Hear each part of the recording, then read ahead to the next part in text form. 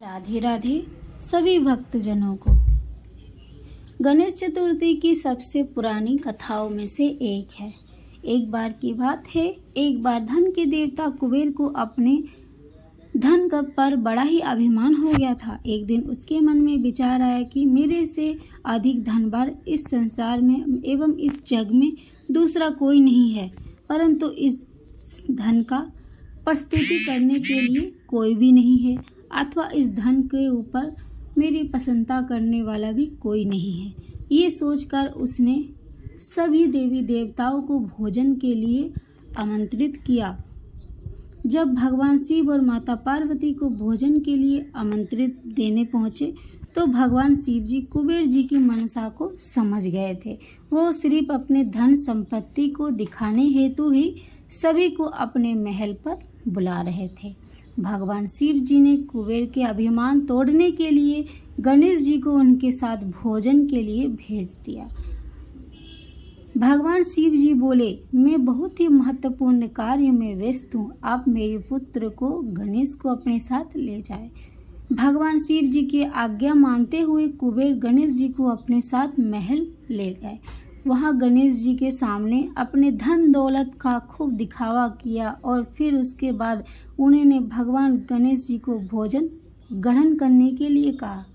गणेश जी को भोजन में विभिन्न प्रकार के पकवान परोसे गए और धीरे धीरे गणपति जी ने पूरा भोजन समाप्त कर दिया। इसके बाद उन्होंने कुबेर जी से और भोजन लाने को कहा। इसके काफ़ी सारा भोजन फिर से परोसा गया और वो फिर से उन्होंने सभी भोजनों को समाप्त कर दिया।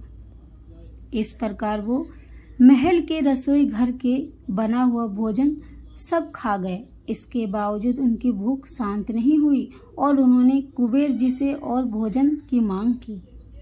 सबसे धनवान धन के देवता कुबेर होने के बावजूद भी जब कुबेर जी गणेश जी के पेट भर भोजन न खिला पाए तो उन्होंने काफ़ी शर्मिंदगी महसूस होने लगी। साथ ही वो भगवान जी की लीला को समझ गए और इस प्रकार उनका अभिमान टूट गया। जिसके बाद गणेश जी से माफ़ी मांगने लगे और गणेश जी वहाँ से चले गए। रास्ते में वो अपनी सवारी मूसक पर सवार होकर जा रहे थे। रास्ते के बीच में मूसक ने एक सांप को देख लिया। इसी भय से वो उछल पड़े, जिसके कारण वो संतुलन ना बना पाए और गणपति जी नीचे गिर पड़े। धीरे धीरे वो उठने लगे, तभी उन्होंने जोर जोर से हंसने की आवाज़ सुनाई दी। लेकिन गणपति जी इधर उधर देखने लगे, परंतु कोई दिखाई नहीं दिया। जब वो आसमान में देखे तो चंद्रमा वहाँ पर जोर जोर से हंस रहे थे और गणपति जी को ऐसा आभास हुआ जैसे उनके गिरने से उनका उपहास उड़ा रहे हो। ये देखकर गणपति जी अति क्रोधित हो उठे और चंद्रदेव को श्राप देते हुए बोले, हे चंद्रमा, तुम इस प्रकार मेरी मजाक एवं हंसी का पात्र बने हो, ये तुम्हें शोभा नहीं देता।